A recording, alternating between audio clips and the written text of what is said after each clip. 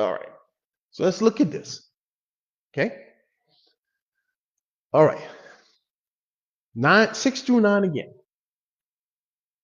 But Isaac, your seed shall be called. And he did it by promise. The children of the bondwoman won't be mixed with the children of the promise, but the children of the promise are counted as the seed.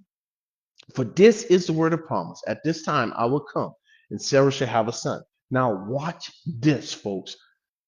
God, in that passage, shows several things. What? That he is sovereign over all humanity. Let's break these verses down. Who will be called? That's the question. They're going to be chosen by God. God said, I chose Isaac.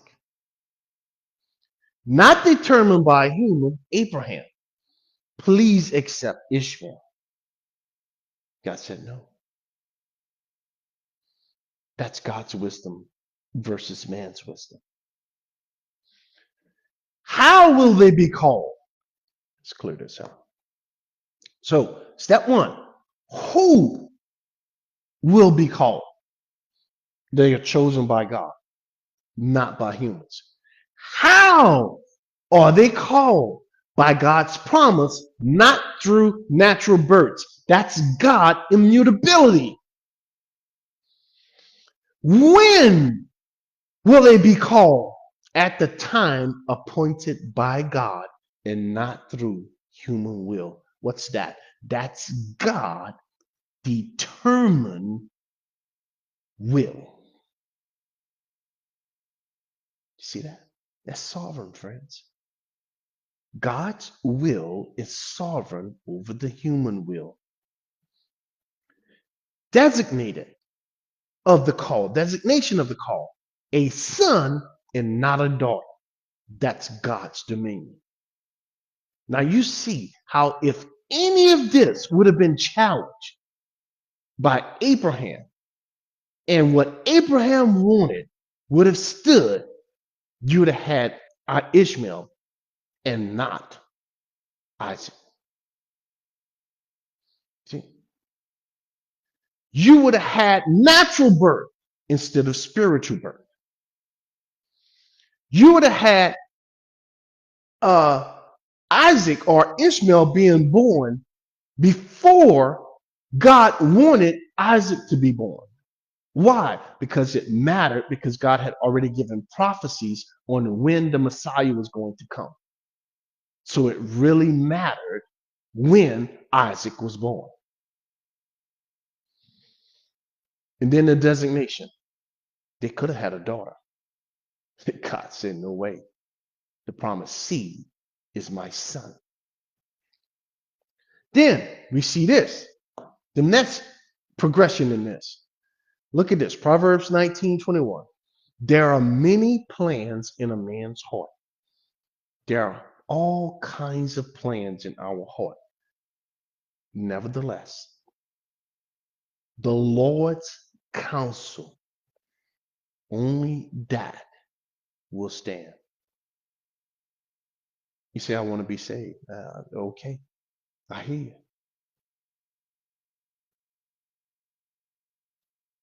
You say, I hate God. I don't want to ever come to God.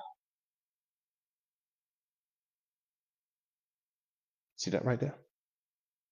I hear you. But you don't get choice in this matter.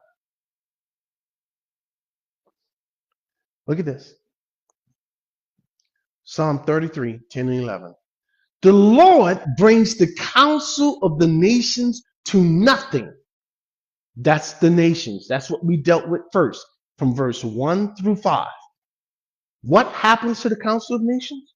He brings them to nothing. He makes the plans of the people. Now he went from nation, from Romans 9, verse 1 through 5. Now he's dealing with people. Romans 9, verse 6 through 9. People of what? No effect. The plans of any human versus the plans of God have what?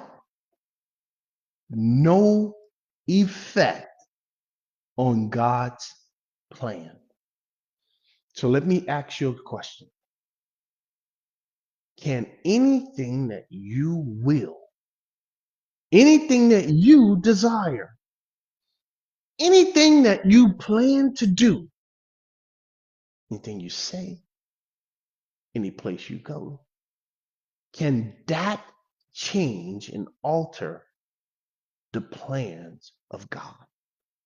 According to the book, what does it say?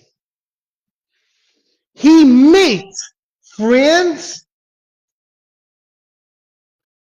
the plans of the peoples of what? No effect. Friend, you ain't changing God. It doesn't matter what you say. Doesn't matter what you do.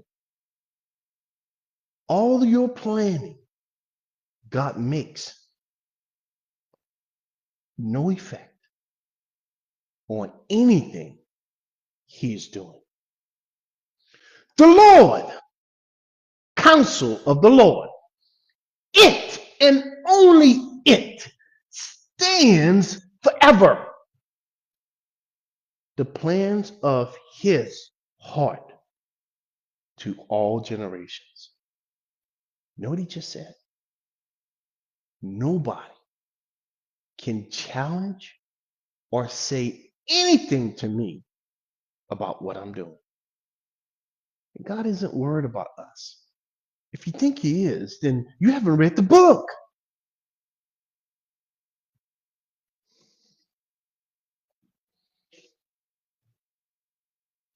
All right. So we seen God control and sovereignty over a nation. God control and sovereignty over a human.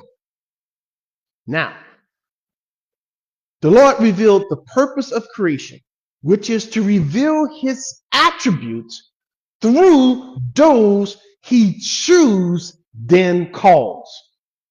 Now he's showing it through his own children, a nation, a human, now believers. Listen to this. Romans 9:10 through 13. Let's go look at it in the book so I can blow it up as big as I can for you. All right. Look at this, friends. So God told us about Isaac's parents, Abraham and Sarah. Now we're going to transition down to the promised seed, Isaac. Listen to what God said. Is it any different than the nation of Israel, where you had two groups of people? You had those who are of Israel, Christ, and those who were not of Israel. They belong to Satan. Then you had Abraham. You had those who was of the flesh. They belong to Satan. Then you had those who were of promise. They belong to God. They never mixed, friends. Never mixed. Look at this. Now, watch the transition. And not only this, God says,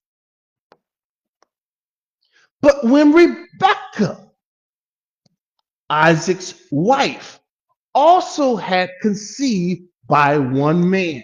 Listen, folks. Listen, please.